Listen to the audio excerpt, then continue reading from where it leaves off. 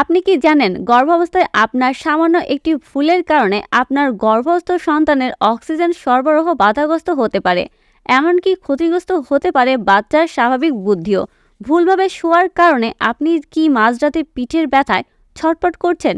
তবে আজকের এই ভিডিওটি শুধু আপনার জন্যই, কারণ আজ আমি বলবো এমন একটি জাদুকরী পজিশন যা আপনাকে দেবে প্রশান্তির ঘুম আর আপনার সন্তানকে রাখবে শতভাগ নিরাপদে। প্রিয় দর্শক, আমি আছি মা ও শিশুর যত্ন চ্যানেল থেকে। আপনি যদি আমাদের চ্যানেলে নতুন হয়ে থাকেন তাহলে মা ও শিশুর স্বাস্থ্য সংক্রান্ত বিভিন্ন তথ্য জানতে আমাদের চ্যানেলটি সাবস্ক্রাইব করে আমাদের পাশেই থাকুন।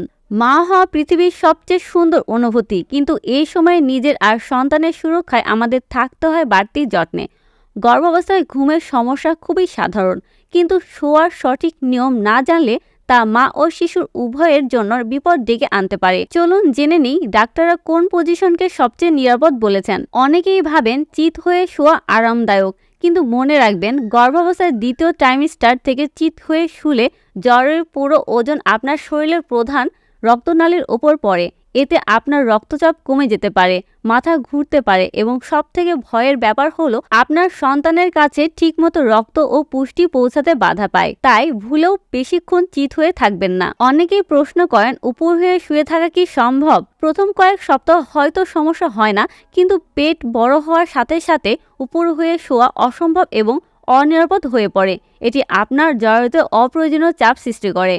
তাহলে সেরা পজিশন কোনটি? ডাক্তারদের মতে গর্ভাবস্থায় বাম কাত হয়ে শোয়া হলো গোল্ডেন পজিশন। কেন? কারণ বাম কাতে কাত হয়ে শুলে লিভারের ওপর চাপ পড়ে না এবং প্ল্যাসেন্টা বা গর্ভফুলের মাধ্যমে শিশুর শরীরে পুষ্টি ও অক্সিজেন সবচেয়ে বেশি প্রভাবিত হয়। এটি আপনার কিডনিকেও সচল রাখে, যার ফলে হাত পা ফোলা কমে যায়। ঘুমকে আরো আরামদায়ক করতে কিছু টিপস। ঘুমকে আরো আরামদায়ক করতে দুই পায়ের মাঝখানে একটি নরম বালিশ ব্যবহার করুন। এছাড়া পিঠের দিকে এবং পেটের নিচে ছোট বালিশ দিলে আপনি বাড়তি সাপোর্ট পাবেন। এতে আপনার মেরুদণ্ড ব্যথা অনেকটাই কমে যাবে। প্রিয় হবু মায়েরা, আমি জানি এই সময়টা খুব কষ্টকর। বারবার প্রস্রাবের চাপ, পায়ের টান লাগা, দুশ্চিন্তায় আপনার ঘুম আসে না। কিন্তু মনে রাখবেন আপনার একটু সচেতনতাই পারে একটি সুস্থ ও হাসিখুশি সন্তান উপহার দিতে। আপনার এই আত্মত্যাগই আপনাকে পৃথিবীর সেরা মা করে তুলবে। আশা করি আজকের এই টিপসগুলো আপনার গর্ভ অবস্থাকে আরও সহজ করবে। ভিডিওটি ভালো লাগলে লাইক দিন আর অন্য হবু মায়েদের সাথে শেয়ার করতে ভুলবেন না। হয়তো আপনার একটি শেয়ারে অন্য একজন মা ও শিশু সুস্থ থাকবে। মা ও শিশুর যত্ন নিয়ে আরও গুরুত্বপূর্ণ তথ্য পেতে আমাদের চ্যানেলটি সাবস্ক্রাইব করুন। দেখা হবে পরবর্তী ভিডিওতে। ততক্ষণ ভালো থাকুন, সুস্থ থাকুন।